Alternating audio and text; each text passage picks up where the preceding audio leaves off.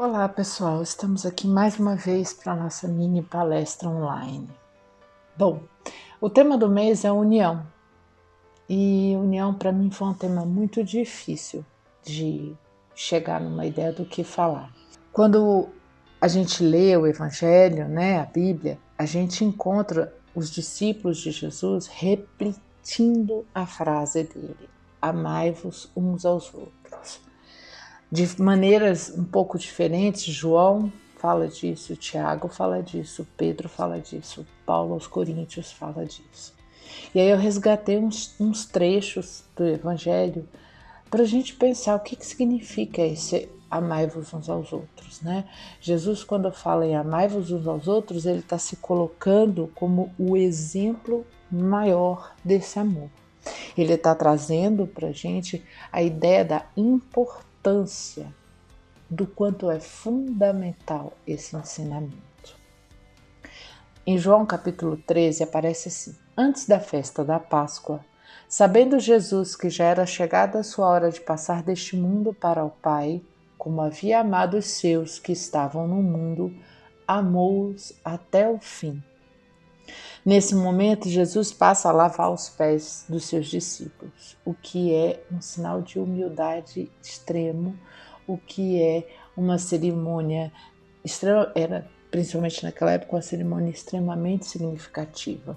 Os discípulos estranham o comportamento de Jesus e ele explica no decorrer daquela cerimônia que aquilo tudo era um ato de amor, de humildade e de que eles deviam reproduzir isso, ter em Jesus o seu exemplo. Ainda no capítulo 13 de João, a gente vê assim: vós me chamais de mestre e senhor, e dizei bem, porque eu o sou. Ora, se eu, senhor e mestre, vos lavei os pés, vós deveis também lavar os pés uns aos outros. Olha o ensinamento. Se eu, que vocês chamam de mestre, de senhor, que vocês me colocam num patamar lá em cima, fiz o que eu fiz, que é uma cerimônia de humildade, de reverência, de lavar os seus pés, façam também uns com os outros. Sejam humildes, amem, sejam reverentes, sejam respeitosos. Porque eu vos dei o exemplo, para que, como eu vos fiz, façais vós também. Na verdade vos digo que não é o servo maior do que o seu senhor, nem o enviado maior do que o enviou. O que ele está dizendo é que o amor entre as pessoas parte do pressuposto do respeito, de não entender ninguém maior do que ninguém. E por isso que ele lavou os pés dos discípulos. Ele queria deixar claro que, apesar de ele ser o cara, vamos dizer assim, né? A gente tem que ver o exemplo do que todos nós temos que fazer. Cada um de nós tem que fazer. Em Coríntios, Paulo diz: vigiai e estais firme na fé. Todas as vossas coisas sejam feitas com amor. Que acho que essa é a verdadeira união que está nos faltando, né? A gente faz muito por obrigação, né? Se a gente entender que essa obrigação faz parte da vida humana, com dignidade, com respeito, com educação, com carinho, com amor, a obrigação fica mais fácil de ser aceita, não de fazer. Às vezes as tarefas são difíceis, são árduas mesmo, mas quando a gente cumpre uma tarefa árdua e cumpre com amor, peso disso tem outro significado. Amarás a teu próximo como a ti mesmo. Várias vezes em palestras no Tempo do Amor Universal eu falei do amor próprio, da gente se conhecer, né? Do autoconhecimento como uma ferramenta fundamental para o ser humano. A questão é que essa ferramenta fundamental para o ser humano, ela tem que ser construída, mas não na compreensão do egoísmo. Eu me amo, eu me preservo, eu me cuido. Ok, tem que ser feito. Mas a frase completa é: amarás a teu próximo como a ti mesmo. Você se ama e também ama o próximo. Numa consideração de respeito e de percepção de que todos são importantes, de que todos têm algo de bom a oferecer e de que nós precisamos aprender a viver uns com os outros. Se eu me amo, se eu me respeito, eu preciso amar e respeitar o outro também. Ainda nessa busca, eu encontrei na internet, num site do Grupo Espírita Bezerra de Menezes, as palavras de um espírito chamado José Augusto. Nós temos a necessidade de ajudar uns aos outros, seguindo o exemplo do Mestre e atendendo às suas palavras. Amai-vos uns aos outros, façais aos outros o que gostaria que os outros vos fizessem. Então, o que Jesus ensina? A gente amar uns aos outros como Ele nos amou e fazer ao outro o que eu gostaria que fosse feito comigo, né?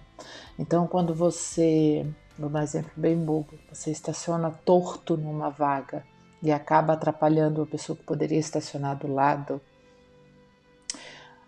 se colocar no lugar da pessoa que vai chegar depois, né? Vai pensar, caraca, eu podia consertar o meu carro porque o próximo vai precisar do espaço do lado e não ficou bom. Quando a gente fala a palavra amor, parece que eu vou levar o próximo para minha casa e vou tratar como meu melhor amigo. Não é isso. É um amor humano. É um amor em termos de humanidade, né? Então eu faço para o outro que eu gostaria que fizesse comigo. Eu vou lá e conserto o meu carro dentro da vaga para o próximo que chegar a ter mais espaço. São coisas simples às vezes. Se pudéssemos orientar nossas vidas por estas palavras, amai-vos uns aos outros, certamente seríamos mais felizes e não haveriam tantos sofrimentos. É necessário nos preocuparmos com as necessidades do nosso irmão, pois sabemos que a tendência do homem é atender aos próprios interesses e esquecer as necessidades daqueles que estão à sua volta. Apesar dessa ser uma tendência nossa, o cristianismo nos ensina a romper com essa tendência. A gente precisa aprender e praticar o rompimento com essa tendência. Ah, não, é rapidinho, vou só ali e já volto. E se a outra pessoa tiver uma urgência maior que a nossa? Né? Pensando no exemplo do estacionamento, não, é só um instantinho, bobagem. Mas e se o outro estiver com mais urgência? Vamos supor que o outro esteja com dor de barriga. Entendeu? Estou dando um exemplo bem bobo, porque é nas coisas bobas que a gente começa a praticar o bem de uma maneira geral. Né? O outro pode chegar com muita pressa, porque ele tem que ir ao banheiro. E aí a gente atrapalhou e ele vai ter que procurar outra vaga e vai demorar mais tempo e pode ter uma emergência real. Então a gente precisa nos preocupar com as necessidades nossas e dos outros. Isso é amar uns aos outros. Né? Também é se respeitar, também é saber pôr o pé na parede, na porta, né? Como dizem, e dizer, opa, aqui não, meu espaço.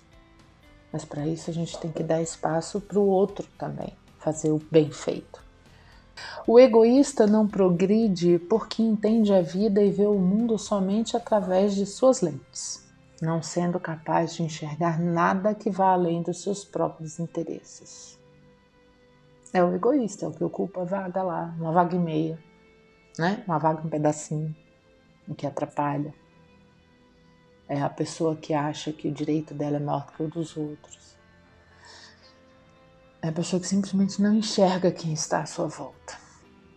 Poderíamos ser nós a viver numa situação de necessidade, pois não conhecemos plenamente a nossa intimidade. Pensando em termos de encarnações, em termos de espírito eterno, tá? A gente aqui tem que pensar, esse já é um texto espírita. Então a gente não está falando do dia a dia. Eu conheço as minhas necessidades do dia a dia. Mas a longo prazo, como espírito, eu realmente não conheço tudo. Poderíamos ser nós a viver uma situação de necessidade, pois não conhecemos plenamente a nossa intimidade e, portanto, não sabemos das necessidades que temos para ajustar o nosso espírito. Qual é o nosso próximo passo na evolução espiritual? A gente faz tudo para melhorar o que a gente tem agora, mas a gente não tem certeza de qual é o próximo passo. Essa regrinha da reencarnação, ela é danada, vamos dizer assim, porque a gente sabe o que é certo a fazer, mas a gente não tem certeza do que a gente precisa a longo prazo. Então a gente tem que dar o melhor de nós a cada momento, no aqui e no agora, por nós e pela humanidade. Sejamos sinceros com nós mesmos, continua José Augusto, e busquemos olhar aqueles que sofrem com piedade, e que este sentimento possa nos mover em benefício daqueles que muitas vezes só conhecem da vida, dor e aflição, que é o que diz o Espiritismo, né? Caridade.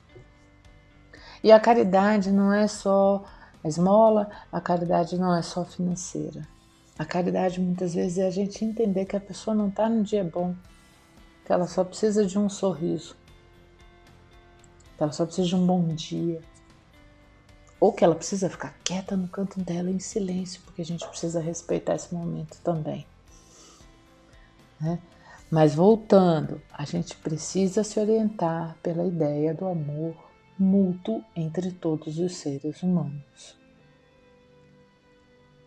Para finalizar, encontrei lá em Pedro, capítulo 4, primeira parte de Pedro. Sede sóbrios e vigiai em oração. Mas, sobretudo, tendes ardente amor uns para com os outros, porque o amor cobrirá uma multidão de pecados. Quando a gente olhar o erro do outro, o próprio erro, o erro da humanidade, o erro do grupo, o que quer que seja, com amor, que a gente souber lidar com isso tudo com amor, a gente vai cobrir uma multidão de pecados. A gente vai reconstruir a tarefa humana na Terra. E Pedro continua, sendo hospitaleiros uns para com os outros, sem murmurações, cada um administre aos outros o dom como o recebeu, como bons despenseiros da multiforme graça de Deus. Se alguém falar, fale segundo as palavras de Deus. Se alguém administrar, administre segundo o poder que Deus dá, para que em tudo Deus seja glorificado por Jesus Cristo, a quem pertence a glória e poder para todos sempre. E assim Pedro encerra esse trechinho ainda com amém. O que quer dizer isso? Que assim seja, que sejamos todos dispostos a construir relações baseadas no amor humano, no amor ao próximo, seguindo o exemplo de Jesus. Que nós possamos fazer deste momento da humanidade uma oportunidade para treinar, para praticar o amor ao próximo, sem olhar a quem, como ele disse, sem acepção, sem escolher. Agarrar a oportunidade de aprendizagem e fazer o nosso melhor. Que essa é a verdadeira união que Jesus Cristo pregou. Amar uns aos outros. Ele nos deu o exemplo. A gente precisa voltar a olhar para o exemplo dele e praticar mais esse amor ao próximo. Que nós aprendamos a fazer este amor ao próximo com toda sinceridade, respeito, carinho, fé, perseverança, coragem, força no coração. E aí eu vou repetir as palavras de Pedro para encerrar nossa gravação. Sede sóbrios e vigiai em oração, mas, sobretudo, tende ardente amor uns para com os outros, porque o amor cobrirá uma multidão de pecados. Sendo hospitaleiros uns para com os outros sem murmurações. Cada um administra aos outros o dom como o recebeu, como bons despenseiros da multiforme graça de Deus. Se alguém falar, fale segundo as palavras de Deus. Se alguém administrar, administre segundo o poder que Deus dá, para que em tudo Deus seja glorificado por Jesus Cristo, a quem pertence a glória e poder para todos sempre. Amém. Que assim seja.